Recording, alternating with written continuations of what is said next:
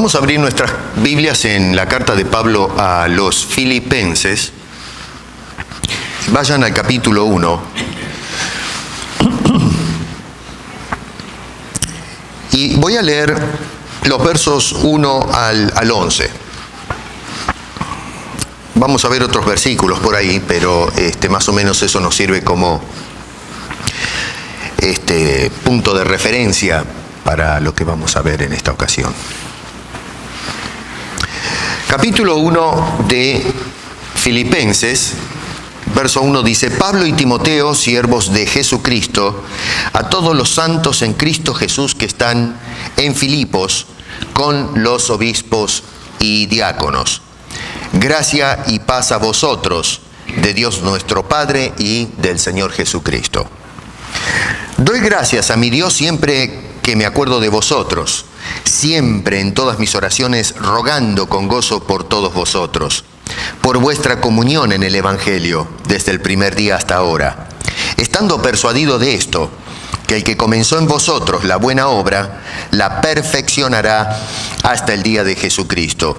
Como me es justo sentir esto de todos vosotros, por cuantos tengo en el corazón, y en mis prisiones, y en la defensa y confirmación del Evangelio, todos vosotros sois participantes conmigo de la gracia. Porque Dios me es testigo de cómo os amo a todos vosotros con el entrañable amor de Jesucristo. Y esto pido en oración, que vuestro amor abunde aún más y más en ciencia y en todo conocimiento, para que aprobéis lo mejor, a fin de que seáis sinceros e irreprensibles para el día de Cristo, llenos de fruto de justicia que son por medio de Jesucristo, para la gloria y alabanza de Dios. Padre querido, te damos gracias por tu santa palabra y te rogamos que la inspires a nuestros corazones. Te lo rogamos en el nombre precioso de Cristo Jesús. Amén.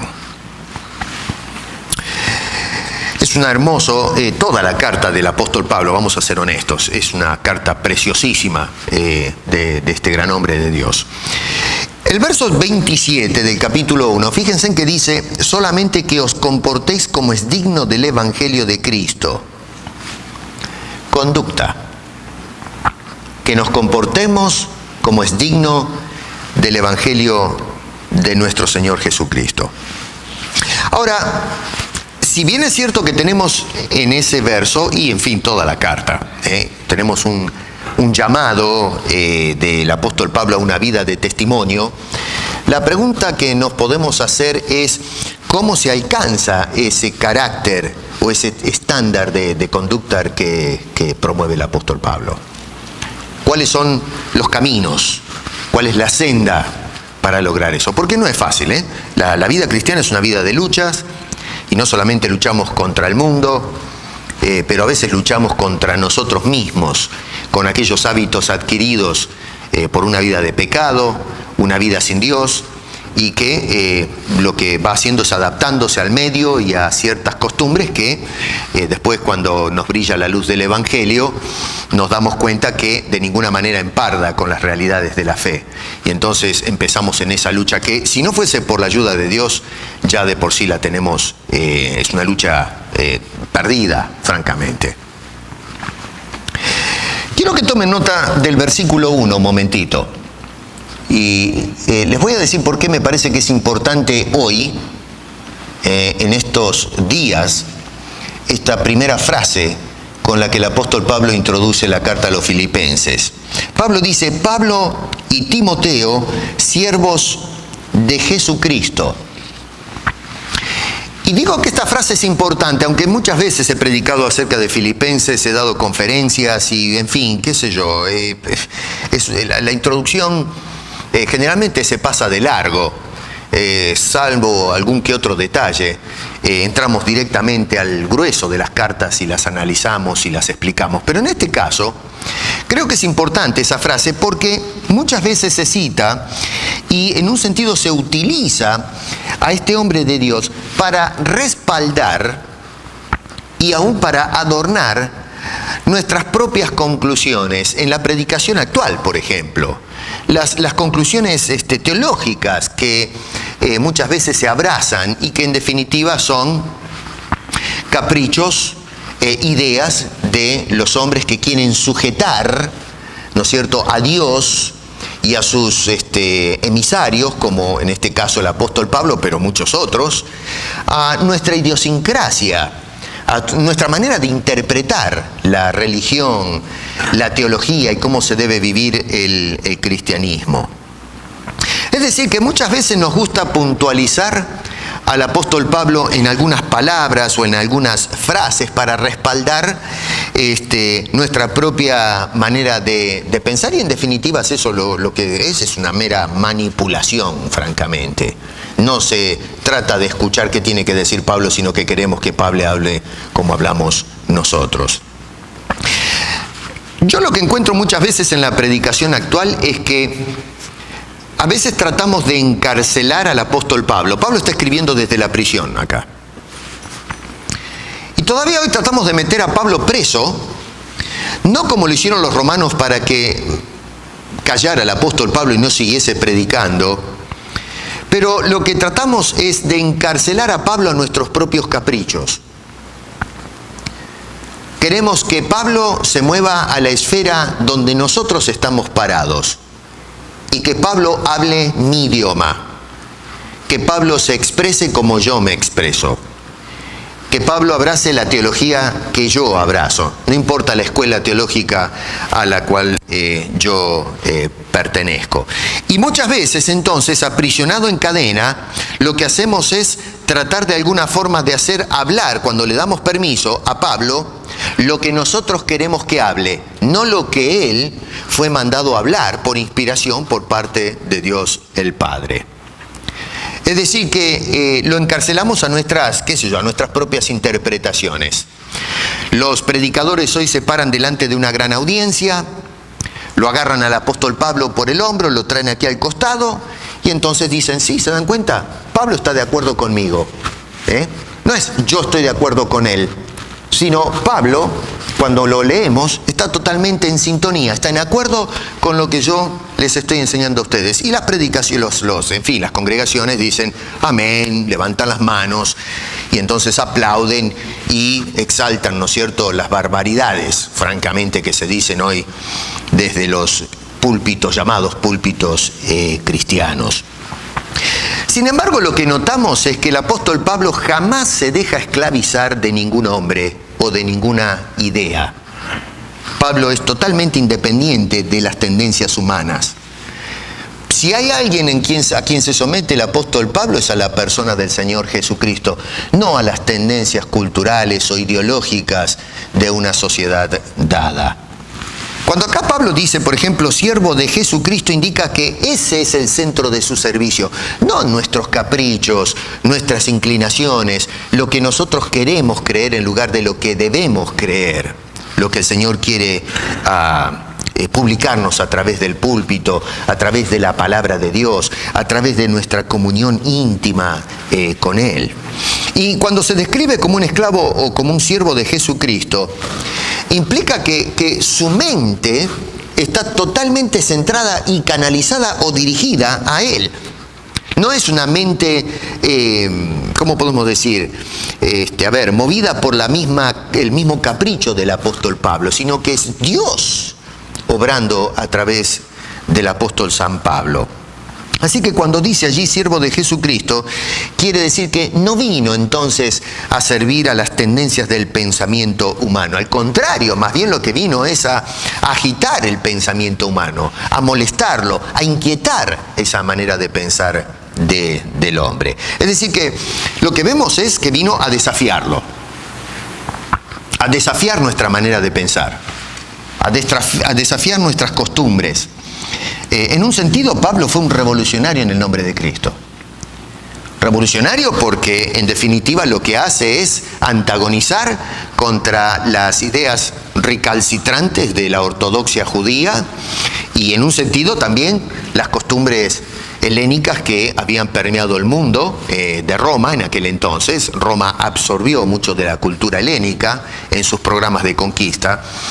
Y entonces el apóstol Pablo, siendo que visitaba a los gentiles y predicaba el evangelio en estas regiones, también lo que hacía era fundar iglesias. Así que su enseñanza iba a contramano de la manera de pensar, no solamente del judío, pero también de la filosofía o la idiosincrasia del hombre gentil o no judío, de esas culturas donde él salía a predicar y, como dije, a plantar iglesias. Cuando Pablo se presenta a sus lectores, no estaba interesado en mostrarse Pablo como hombre. Es cierto, no cabe duda que Pablo en algunas circunstancias tuvo que apelar a su autoridad para defender su apostolado, porque existían personas que definitivamente cuestionaban la autoridad de Pablo. Así que en varias cartas lo encontramos a este hombre teniendo que desviarse un poco de la tónica para defender que él había sido un apóstol de Jesucristo, no por capricho personal, sino porque había sido un apóstol por voluntad de Dios el Padre. Así que, lamentablemente, y Pablo resentía esto, que tenía que hacerlo, pero era una necesidad, tenía que presentar sus credenciales, y es por eso que se gastaba tinta para defender su apostolado. Pero esa no era la meta del apóstol Pablo, ese no era el gol cuando hablaba a las iglesias y enviaba estas preciosas cartas que nosotros apreciamos en el momento. Pero la pregunta es, bueno, ¿pero qué es? Si dejamos de lado eso, cuando Pablo escribía y se contactaba con las iglesias, ¿qué es lo que motivaba a este hombre? ¿Cuál era el móvil que había en el corazón del apóstol Pablo? A ver, ¿cuál era el reactor nuclear en el alma de este hombre que lo potenciaba, que lo hacía el hombre que Pablo llegó a ser? Un hombre de pasión, un hombre de empuje, un hombre que inclusive en medio de las circunstancias más precarias que lo encontramos, acá vuelvo a repetir, él está metido en la cárcel cuando escribió esta carta, estaba en Roma. Y sin embargo, cuando lo escuchamos, o cuando lo leemos, mejor dicho, ¿no? Notamos de que la tónica que hay en sus palabras son de ánimo, de estímulo, no son palabras de reproche, un hombre que está protestando con la forma en que están saliendo las cosas. ¿Qué es lo que realmente estaba pasando en el corazón de este señor? En la misma carta, en el capítulo 4, verso 13, tenemos ese famoso pasaje bíblico donde dice: todo lo puedo en Cristo que me fortalece. Eso es algo tremendo. Pablo no describe el ejercicio de su voluntad en acción como dicho reactor. Pablo dice que su reactor, lo que potencia al apóstol Pablo, es el Señor Jesucristo en su vida. Él lo expresa en una forma, pienso yo, magistral. Es uno de esos pasajes que deberíamos saber todos en Gálatas 2:20, que pienso, incluso deberíamos colgarlo, no sé, en las paredes, Pablo dice: con Cristo estoy juntamente crucificado y ya no vivo yo, mas vive Cristo en mí. Y lo que ahora vivo en la carne, dice este hombre, lo vivo en la fe del Hijo de Dios, el cual se amó y se entregó a sí mismo por mí. Así que tomemos en cuenta entonces que todo lo que el apóstol Pablo vino a hacer era servir a la persona del Señor Jesucristo y no servir a los caprichos de la teología contemporánea. No fue a los caprichos de la teología del siglo I y tampoco es a los caprichos de la teología de hoy, que está en tensión y muchas veces en disputas las diferentes escuelas de pensamiento. Y si hemos de interpretar a Pablo correctamente, debe ser en dirección al servicio de y a Cristo, no a nuestro servicio, lo que queremos escuchar, lo que nos gustaría que nos digan los predicadores desde los púlpitos. Hoy, hoy lo que se está haciendo en la iglesia actual es lo que Pablo le recomendó a Timoteo, ¿no es cierto? Que predique a tiempo y fuera de tiempo, porque van a venir personas con la comezón en el oído de querer oír, pero oír lo que a ellos les gusta, no lo que Dios tiene que decir. La predicación contemporánea, la gente se escapa de los púlpitos donde se les dice qué es lo que dice la Biblia. Y lo que se trata es de condicionar la Biblia a las demandas de la audiencia. Y bueno, ¿saben qué? Así le está yendo al cristianismo contemporáneo y por ende también a la vida de cada una de las personas que hoy se dicen ser salvados de Cristo. Desde los versos 13 en adelante, fíjense ustedes ahí en su Biblia, vamos a encontrar a Pablo abriendo el corazón, su corazón. Pablo dice en el versículo 7, en la segunda parte, os tengo en el corazón. Y cuando el apóstol Pablo abre el corazón, la pregunta es, bueno, pero ¿qué encontramos ahí adentro? ¿Qué es lo que se perfila del carácter de este gran hombre? Bueno, vemos entre otras cosas a un hombre de oración. Un hombre que estaba entregado a la oración. Un hombre cerca de Dios. Pero tome nota que el tema de la oración del apóstol Pablo es un tema muy diferente al que aborda la gente hoy en la oración. Nosotros hoy ya no oramos más como el apóstol Pablo. Hay poca gente que ora, dobla las rodillas y conversa a Dios como lo hacía este señor. Nuestras oraciones hoy han cambiado, han ido evolucionando y han perdido de vista al Dios de gloria para que Dios nos conceda cosas. Dios es un almacén. Dios no es nuestro soberano. Dios es un artículo que nosotros usamos para beneficio propio. Tenemos hoy la oración actual es una, qué sé yo, a ver, le llamo una oración egoísta. La oración de hoy es escapista. Cuando vienen los problemas, lo que hacemos es tratar de hacerle gambeta a los problemas. Nosotros no encontramos a Pablo tratando de esquivar las circunstancias adversas. Al contrario, y no es porque era un hombre estoico que decía yo soy guapo y voy a hacerle frente a los problemas porque tengo fuerza en Cristo. No, porque él encontraba que era la voluntad de Dios para enseñarle algo y tal vez para enseñar a la iglesia algo.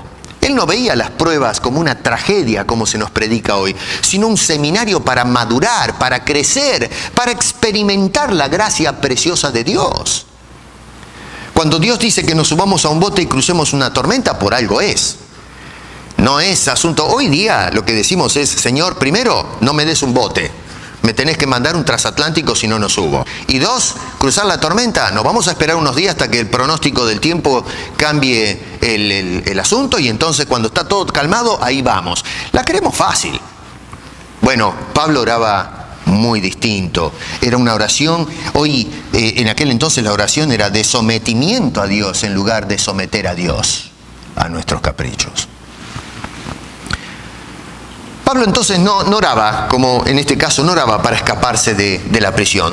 Está preso en circunstancias totalmente desfavorables. Ya ha indicado muchas veces que estar preso en Roma no era cosa fácil, era un serio problema. Y al contrario, él procura entonces tratar de crecer y experimentar a Dios en medio de esas situaciones. Así que, como indiqué, cuando leemos estos versículos lo que vemos es que el corazón del apóstol Pablo destila.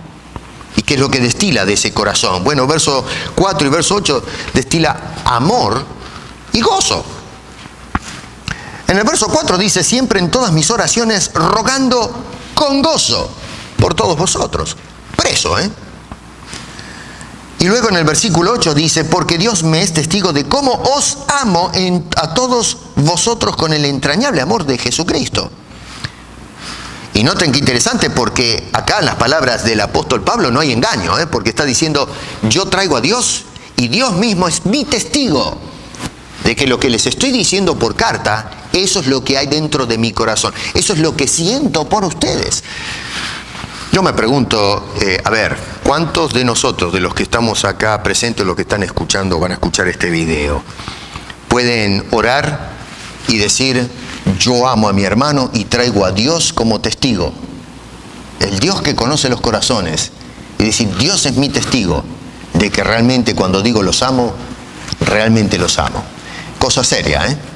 Pero Pablo no tenía ningún pudor, no tenía ninguna reserva, no tenía temor de traer a ese Dios todopoderoso que le dio la salvación y que puede ver el corazón del hombre y decir, él mismo es mi testigo de que cuando digo que los amo, eso es lo que realmente siento por cada uno de ustedes. Y noten que el amor que expresa el apóstol Pablo, acá no se trata de un amor como un acto de la voluntad. Es decir, muchos hablan del libre albedrío, ¿no es cierto?, la voluntad del hombre. No es Pablo diciendo, bueno, a ver, yo voy a hacer un ejercicio para amarlos más a estos creyentes. No, lo que Pablo está indicando en este caso cuando dice que los ama es el resultado, y esto lo vemos en su teología, de la obra del Espíritu de Dios en su corazón. El mismo Pablo es el que va a citar en Gálatas capítulo 5, verso 22, el fruto del Espíritu. Y las dos primeras cualidades que menciona, que son el resultado del Espíritu de Dios en la vida del hombre, es el amor y el gozo. Ustedes se van allí y lo leen y van a encontrar eso. Así que noten que no dice que el amor y el gozo es el resultado de mi capacidad volitiva para querer hacer esto, sino que es el resultado del Espíritu de Dios produciendo fruto en la vida de un mortal, en la vida de un hombre que ha sido redimido en Cristo Jesús. Por eso este hombre podía definirse con tanta confianza. Dios me es testigo porque es Dios el que estaba produciendo en este hombre estas cualidades tan preciosas que debemos manifestar todos los creyentes, no solamente el apóstol San Pablo. Así que Pablo entonces no está tratando de pensar positivamente en medio de las circunstancias adversas. No está tratando de hablar con los filipenses diciendo, bueno muchachos, ¿saben qué? Yo debo mirar esta adversidad que estoy pasando en una forma positiva, como hacen en la actualidad. Muchas veces los sermones se convierten en discursos motivacionales, donde a la gente se le dice, no piense más negativamente, tiene que pensar positivamente, tiene que visualizar el éxito, visualizar la victoria. Hermanos en Cristo, tenemos que pensar que todo sale bien. Si estás enfermo, hermano, piensa positivamente, declara tu sanidad, piensa con... Vamos, querido, a ver, si tú estás con un tremendo cáncer en el estómago, ¿te vas a poner a pensar positivamente de que no lo tienes el cáncer? Eso para mí es un insulto, una ofensa a la gente que están padeciendo por problemas. Acá no se trata de lanzar mensajes motivacionales. Acá se trata de decir cómo Dios trata a sus hijos.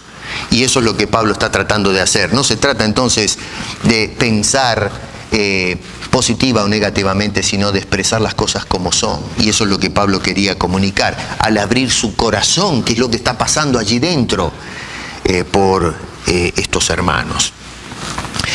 Pero cuidado, porque cuando se abre el corazón hay riesgos. Un corazón que no tiene a Cristo y lo abrimos, nos metemos en lío. Jesús dijo en el capítulo 17 de Mateo, porque del corazón salen los malos pensamientos, los homicidios, los adulterios, la fornicación, los hurtos, la falsos, en fin, qué sé yo, todas estas cosas, dice, contaminan al hombre. Así que miren ustedes, abrimos el corazón de un hombre y ¿qué encontramos? Me estoy refiriendo en forma figurada, ¿no? No estoy hablando de una operación. Pero ¿qué encontramos ahí adentro? Un cofre lleno de telarañas. No así con el Hijo de Dios. Una vez que ese corazón ha sido tocado, que ese corazón ha sido trabajado, entonces lo que se encuentra en un Hijo de Dios es algo completamente diferente. Es un poco lo que habíamos hablado en la exposición anterior, la semana pasada, cuando el pueblo de Israel había llegado a un punto en su condición espiritual tan comprometido que Dios tiene que intervenir, porque el hombre, mediante sus decisiones, elegía todo lo que era malo. En vez de elegir a Dios, lo que elegían era la idolatría y todo lo que estaba mal. Y Dios, por compasión, porque realmente lo que merecía el pueblo de Israel es que lo tiraran al cesto, pero Dios, por compasión, entonces por amor a su pueblo, lo que hace es entrar, dar el paso adelante e intervenir. Y en Ezequiel nos dice que entonces Dios lo que hace es la cirugía, ¿no es cierto? Dice allí en ese hermoso pasaje, os daré corazón nuevo y pondré espíritu nuevo dentro de vosotros y quitaré de vuestra carne el corazón de piedra y os daré un corazón de carne y pondré dentro de vosotros mi espíritu y haré que andéis en mis estatutos y guardéis mis preceptos y los pongáis por obra. Así que ahí vemos a Dios viendo a esta criatura arruinada, y es Dios entonces el que tiene que intervenir en forma sobrenatural y soberana para cambiar el carácter de ese individuo. ¿Se dan cuenta? Y entonces de ese corazón nuevo, ese corazón dado por Dios, destilan cosas buenas, no las que menciona Jesús, por ejemplo, de un corazón que no ha sido regenerado. Y todo eso que destila un corazón bueno es porque es un corazón nuevo y porque es resultado del fruto del Espíritu que Dios le ha otorgado a esa persona en estado deplorable por causa del pecado. Déjame hacer un paréntesis acá. ¿Has recibido un corazón nuevo?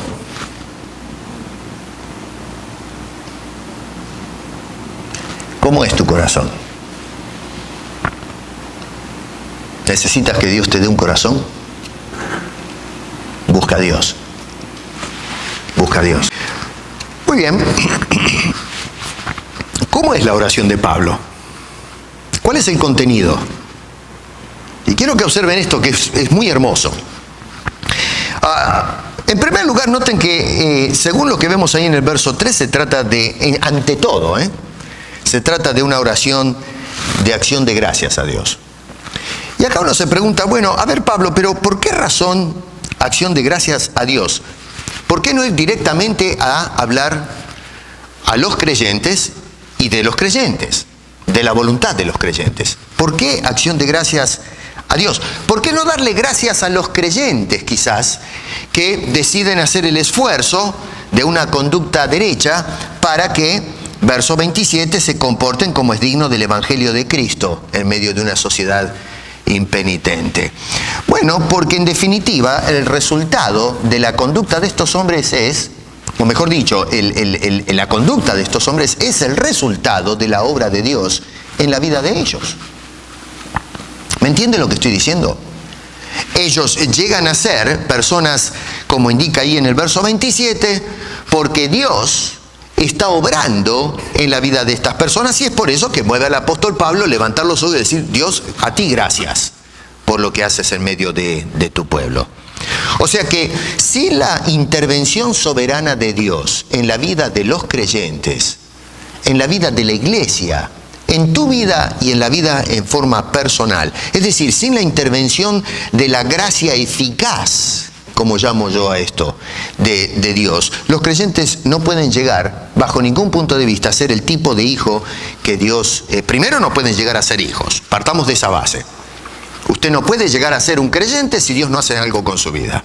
Y luego no podemos perfeccionar nuestra vida cristiana si Dios no nos perfecciona a nosotros, gente que hemos sido dañados por causa del pecado. Eso es lo que dice en el verso 6. Dice: estando persuadido de esto, que el que comenzó en vosotros la buena obra la perfeccionará hasta el día de Jesucristo. Y Pablo más adelante va a abordar más o menos la misma idea, la va a ampliar un poco más en el capítulo 2, versículo 13, donde dice: Dios es el que en vosotros produce así el querer como el hacer por su buena voluntad, no la voluntad del creyente.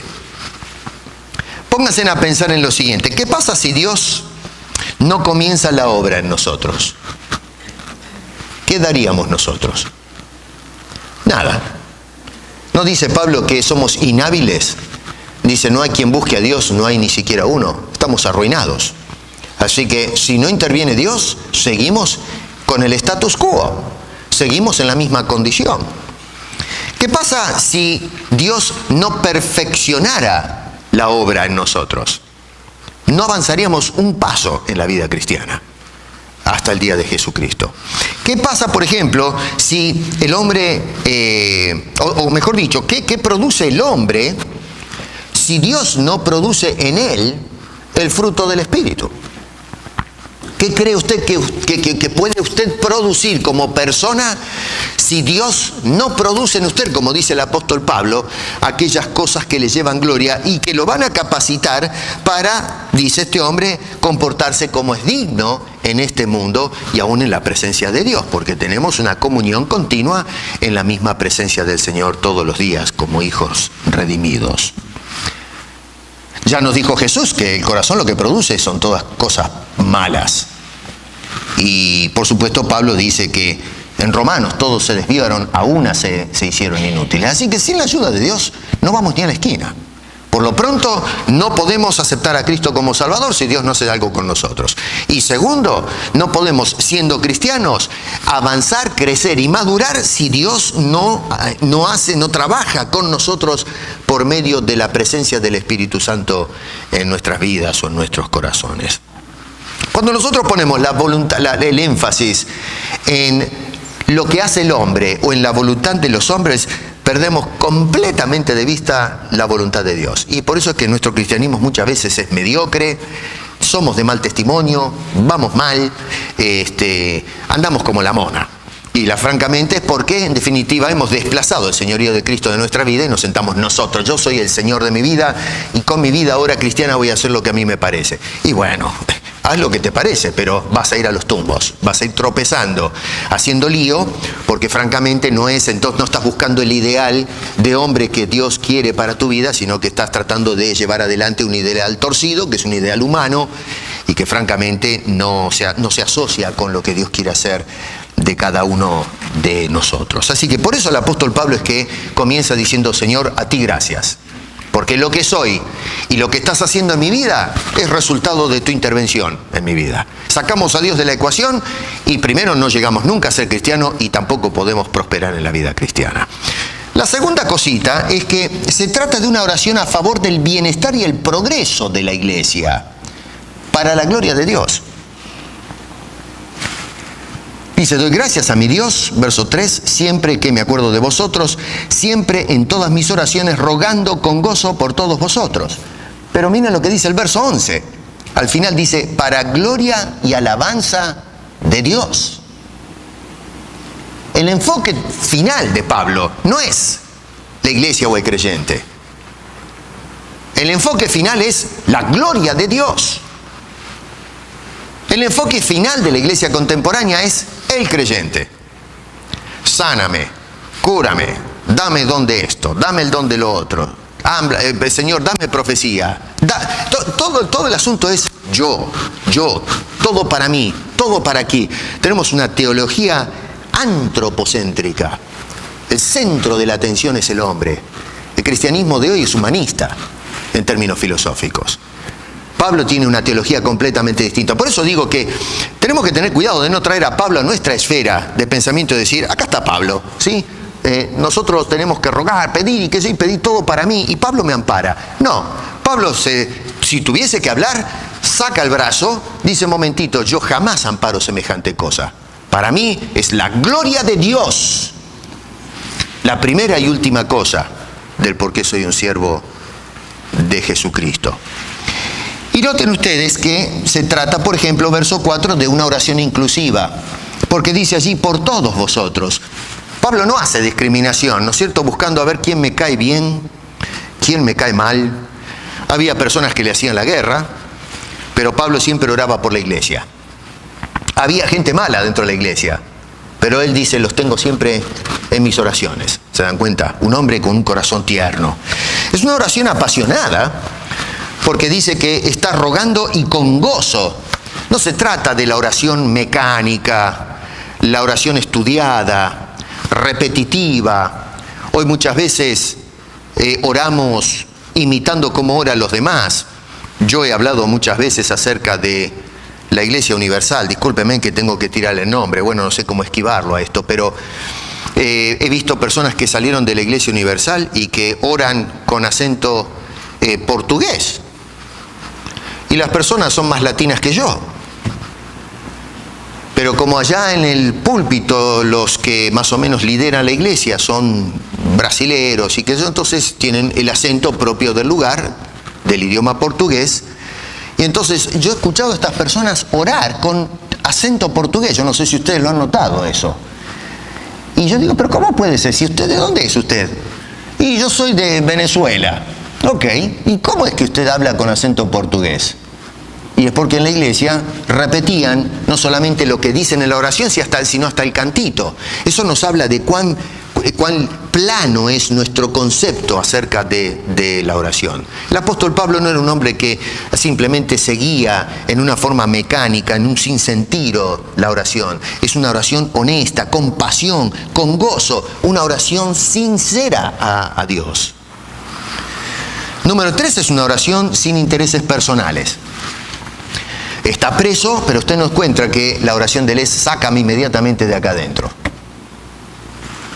No se trata de oración, la oración egoísta o egocéntrica que se eleva hoy. No hay demandas a Dios, no hay decretos, no hay declaraciones en ningún lugar.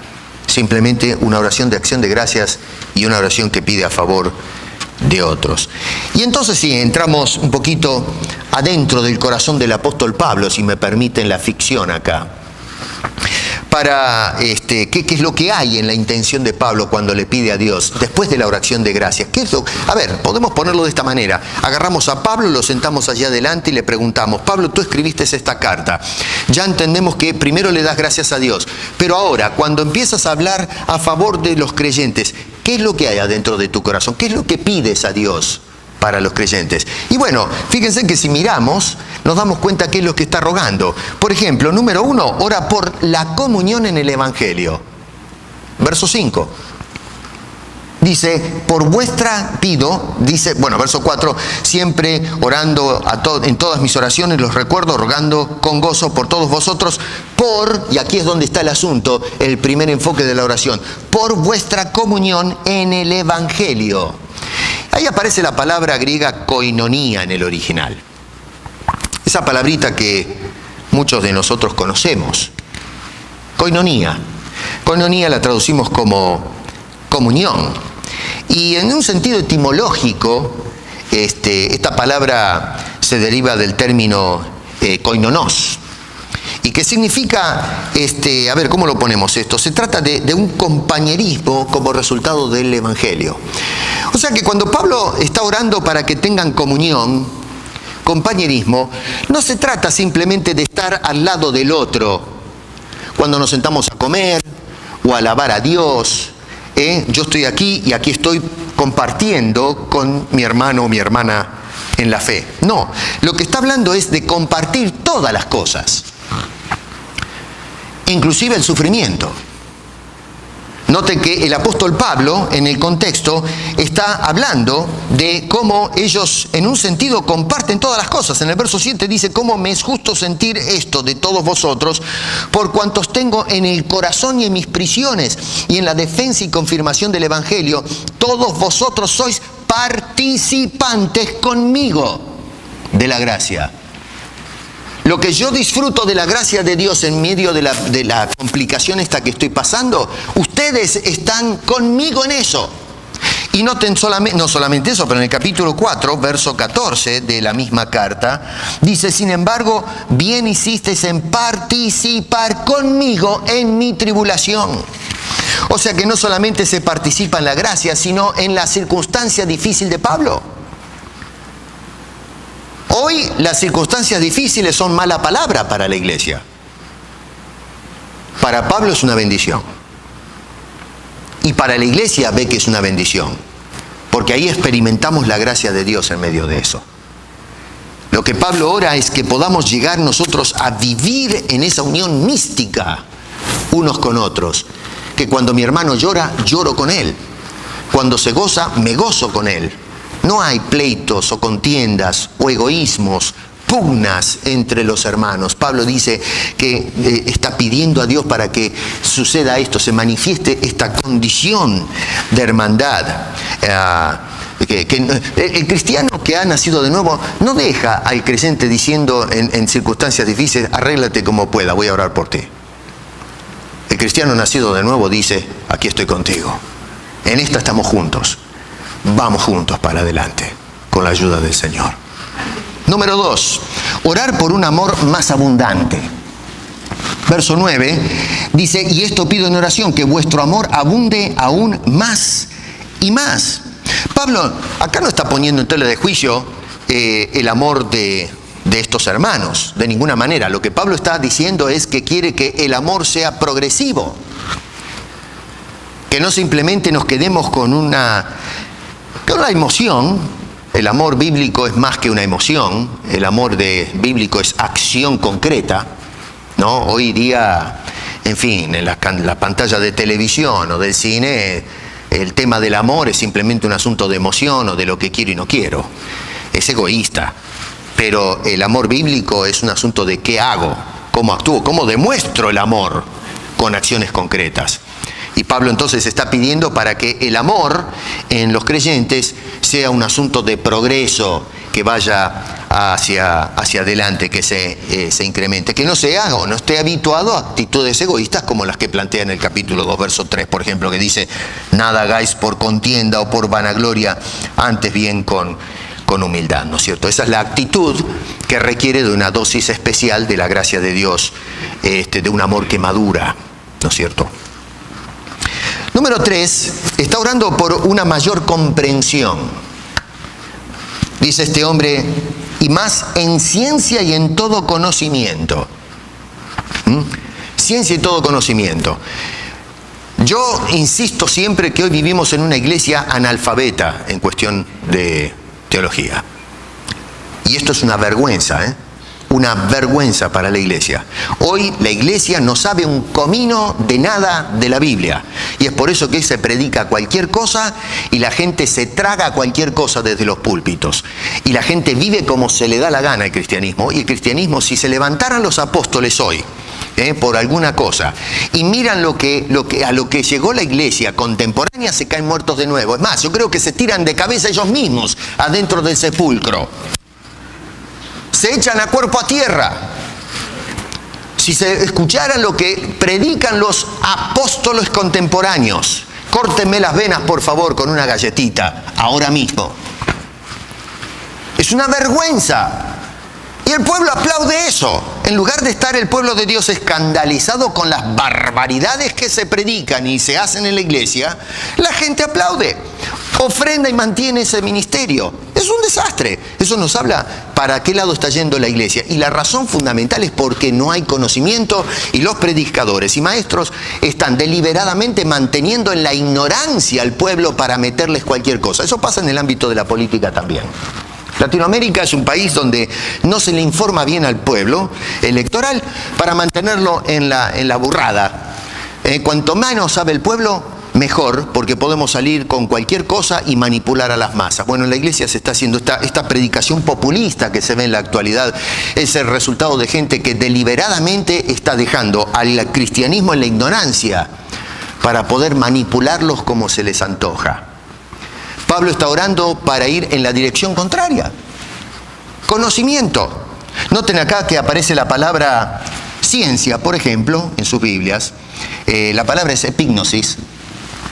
Y en realidad no hace referencia al conocimiento que obtenemos de algo, sino cuánto se conoce de ese algo. A eso apunta esa palabrita griega. Hoy tenemos conocimiento, pero no sabemos nada. Y la razón es porque no tenemos más conocimiento de lo que creemos conocer. Hoy se discute, por ejemplo, acerca del tema del libre albedrío.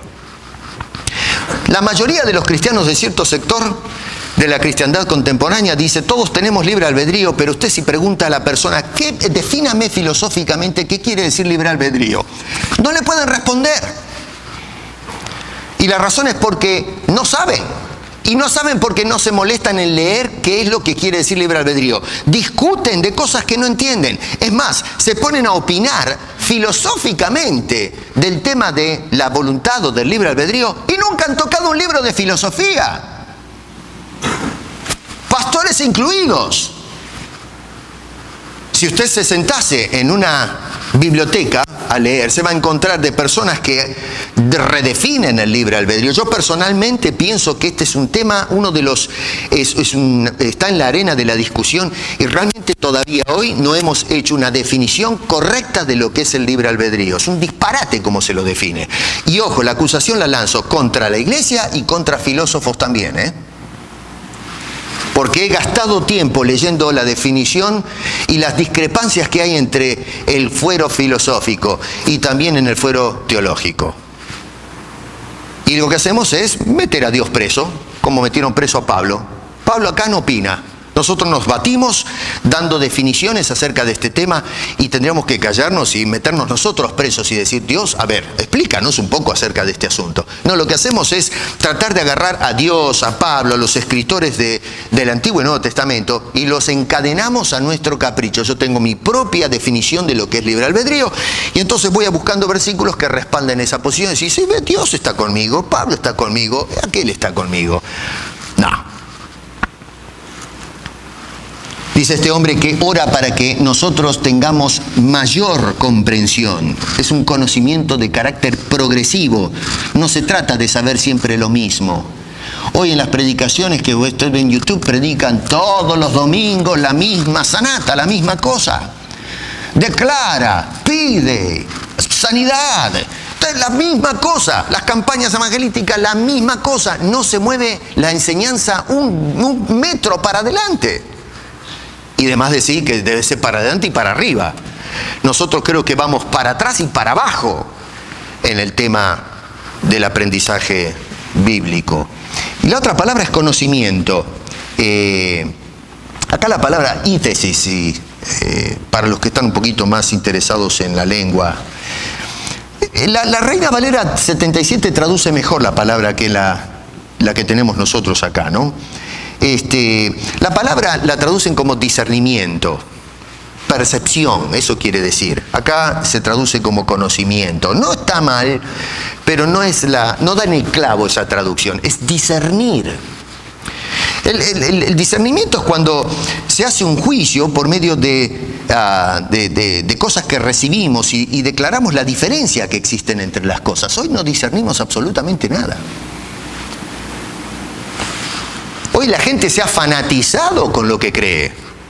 Usted va y le dice a un calvinista recalcitrante, y ojo, yo soy de extracción calvinista, para si no se han dado cuenta, pero critico a calvinistas también, porque quiero ser justo con lo que dice la Biblia, no lo que dicen calvinistas u otro sector. Pero calvinistas, hay calvinistas recalcitrantes que dicen cosas que son incorrectas, pero ¿cómo sabemos que son incorrectas?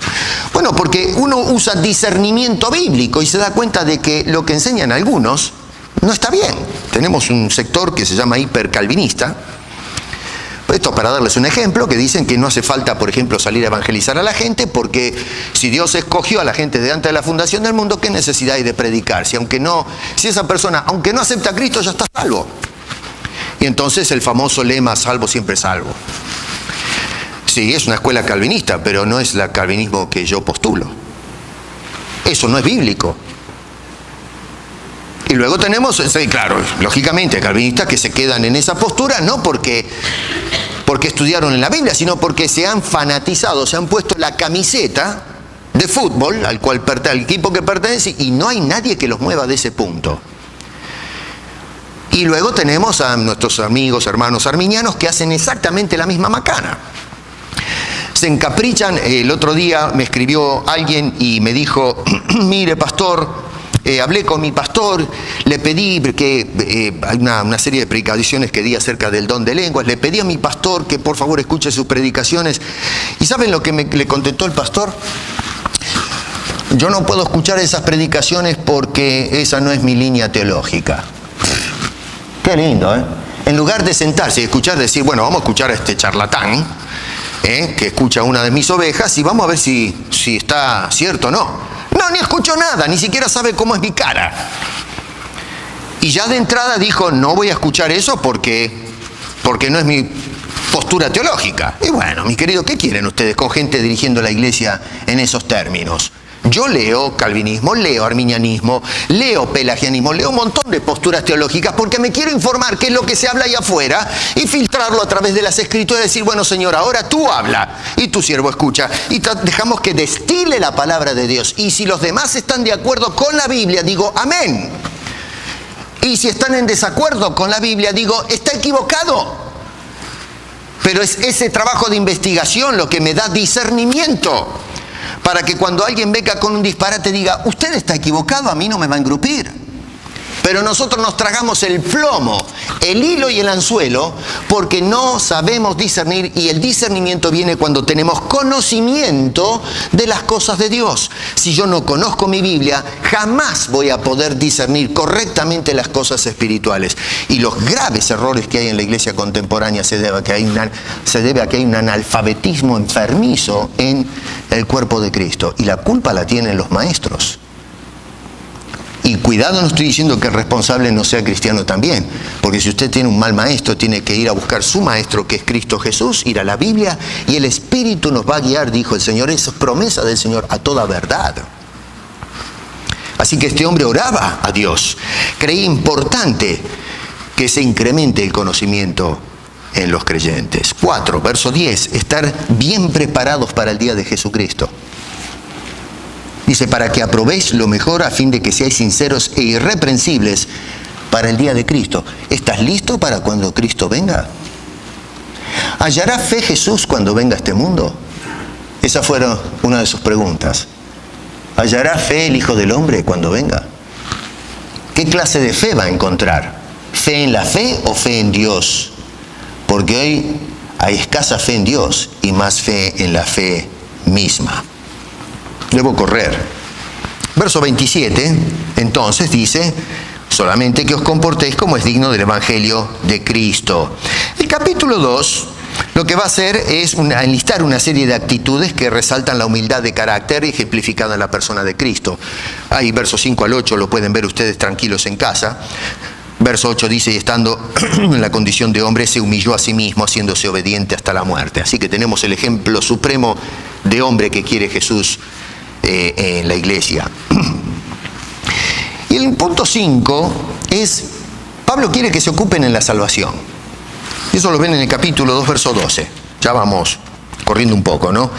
Dice, por tanto, amados míos, como siempre habéis obedecido, no como en mi presencia solamente, sino mucho más ahora en mi ausencia, ocupaos en vuestra salvación con temor y temblor. Ahí está, ahí estamos en un lío bárbaro, en ese versículo. En los fueros teológicos se discute de este versículo indicando que, y se ha escrito libros, de que Pablo está hablando de la pérdida o la mantención de la salvación. Y gran lío, hay quienes dicen que la salvación se pierde o que la salvación no se pierde. Pero, a ver, ¿leyeron bien lo que dice el versículo 12 ahí? Pablo en ningún momento está hablando de la pérdida de la salvación. Y ojo, no estoy diciendo acá, no estoy tratando de defender la postura a favor o en contra. Eso es un tema aparte. Yo pienso que la salvación está asegurada, como pastor, como teólogo. Pero eso no es el tema ahora. El punto es, acá yo no entiendo cómo agarrar este versículo para defender una postura teológica cuando el apóstol Pablo, cuando escribió esas palabras, no tuvo ninguna intención de discutir acerca de si se pierde o se conserva la salvación. Pero, a ver, ¿por dónde no nos entra este asunto? De agarrar versículos, ¿no es cierto?, como he indicado muchas veces, y armar un rompecabezas teológico, haciendo decir a Pablo cosas que no dice. Pablo en ningún momento está hablando de que los filipenses están en peligro de perder la salvación y por eso les dice aquí, muchachos, guarden la salvación porque la pueden perder. Estamos agregando palabras al apóstol San Pablo. Pablo por lo pronto está hablando de una salvación en este verso que ya está obtenida. En el capítulo 1 dice, el que comenzó va a continuar la obra, ya está el asunto. En ningún momento los filipenses estaban en peligro de perder esa salvación que les ofreció el Señor Jesucristo. El pasaje del capítulo, la declaración esa, está vinculada al verso 28 del capítulo 1, donde dice, y en nada intimidados por los que se oponen, que para ellos sinceramente es indicio de perdición, mas para vosotros de salvación. Y entonces dice, ahora ocúpense en eso. Es decir, vivan como hijos salvos. Eso es lo que está diciendo Pablo. No está poniendo en tela de juicio ninguna salvación. O diciendo, es posible si no se cuidan de que van a perder la salvación. Lo que está diciendo es, cuiden la salvación. Es decir, miren cómo se conducen. Otra vez, verso 27 dice, solamente que os comportéis como es digno del Evangelio. A eso está apuntando el apóstol Pablo. No, bueno, pero algunos dicen que no. O sea que Pablo acá lo que está hablando es del aspecto, a ver si me lo pongo de esta forma, el aspecto ético de la salvación, de la vida cristiana. Así, habiendo sido salvos, ¿cómo se espera que nosotros, tú y yo, como hijos, nos conduzcamos? Que seamos testimonio en medio de la sociedad. Y el gol de esto, capítulo 2, verso 15, es para que seáis irreprensibles y sencillos hijos de Dios sin mancha en medio de una generación maligna y perversa. Ahora, ¿por qué ruega Pablo en oración en lugar de demandar estas directrices directamente a los creyentes? Para ir cerrando los argumentos. ¿Por qué Pablo le pide a Dios y no lo sienta a los ¿Cómo están ustedes ahí sentados? Y Pablo comienza entonces a decir, señores, yo demando de ustedes que se comporten como hijos de Dios, así, así, así, así, así. ¿Por qué Pablo habla en estos términos? Verso 6 dice, estando persuadido de esto. Noten bien que dice, estando persuadido. ¿Quién persuadió a Pablo? Es la pregunta. Porque dice, yo estoy persuadido. Ok, bárbaro. Pablo, vamos a sentar a Pablo acá y preguntemos, Pablo, pero ¿de qué te persuadiste? ¿Quién te persuadió? Y Pablo dice que el que lo persuadió fue Dios. No los creyentes de Filipos. Ningún hombre persuadió a Pablo. Dios persuadió al apóstol San Pablo. Lo que persuadió a Pablo fue la manera de obrar de Dios en la vida de los creyentes.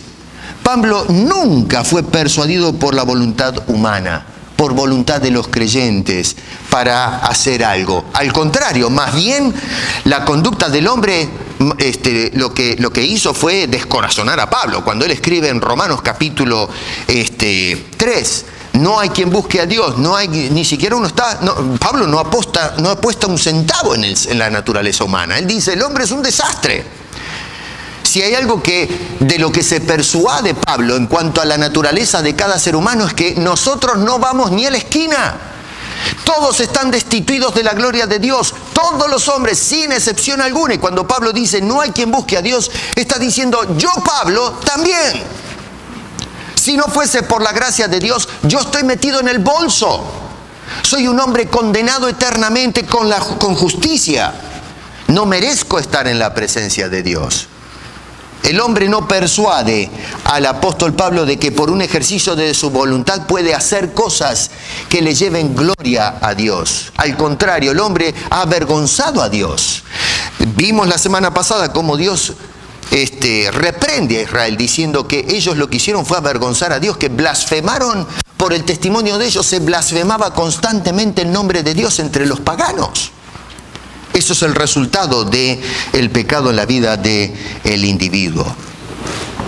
Así que el apóstol Pablo nos dice que él fue persuadido, pero persuadido por la obra de Dios en la vida de las personas. Y noten que dice que Dios entonces fue persuadido de que Dios comenzó un trabajo. Y noten que dice desde el primer día, o sea, desde el momento en que ellos aceptaron, vinieron a los pies de Cristo Jesús, fue un acto soberano de la gracia de Dios.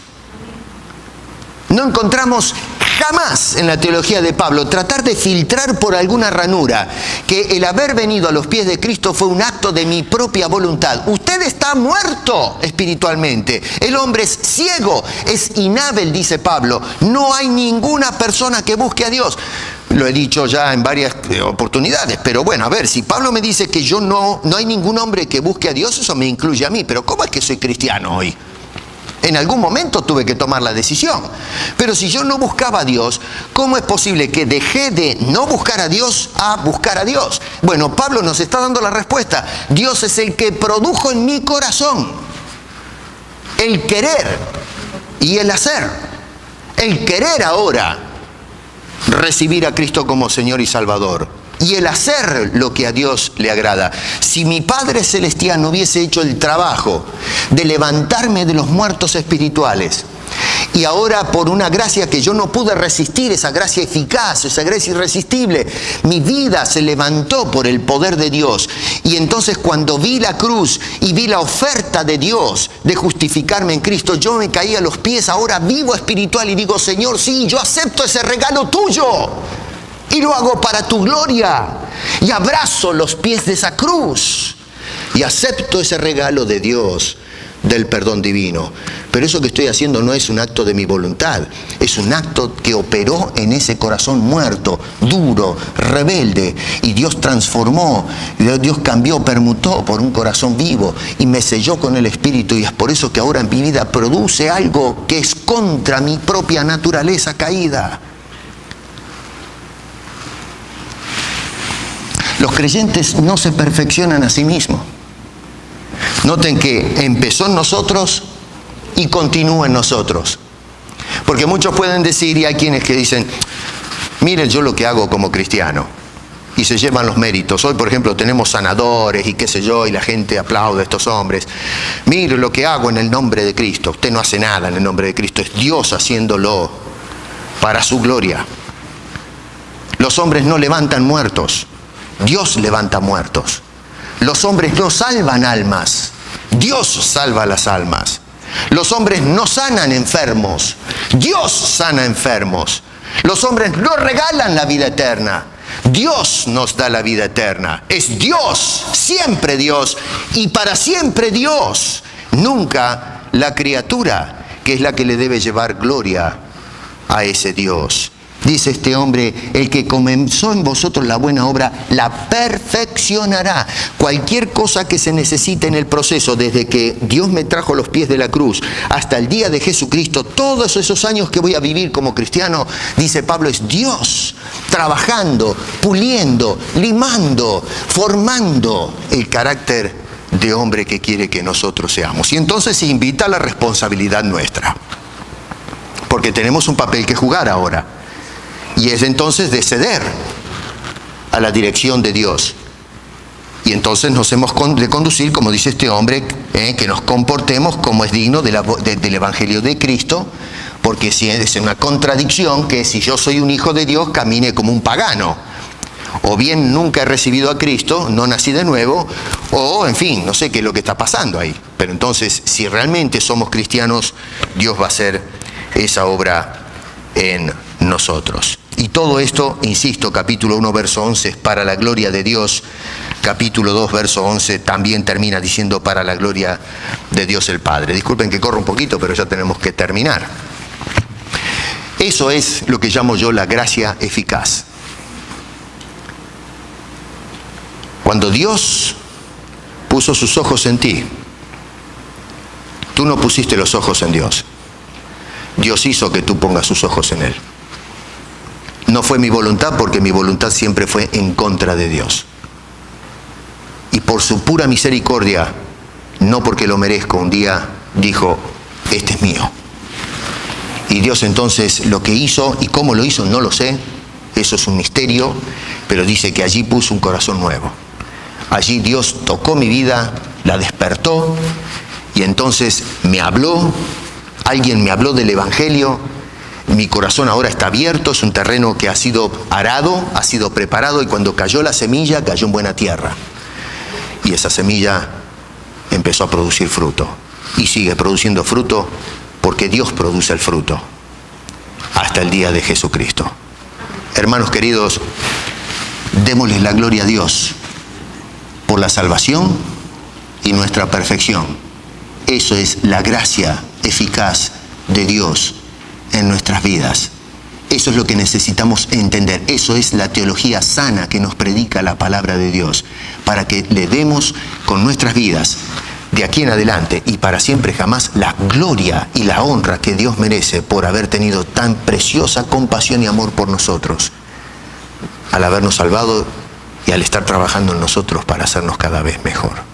Quiera Dios que al salir de este lugar, entonces, los que conocemos a Cristo, caminemos en esas condiciones, porque eres una persona de testimonio al mundo, que el poder de Dios transforma, cambia vidas. Y aquellos que no conocen a Cristo, te ruego que si estás sintiendo algo de este mensaje es porque Dios está haciendo algo en tu corazón, no yo. Y entonces te animo a que respondas a ese llamado silencioso que hace Dios en el Espíritu.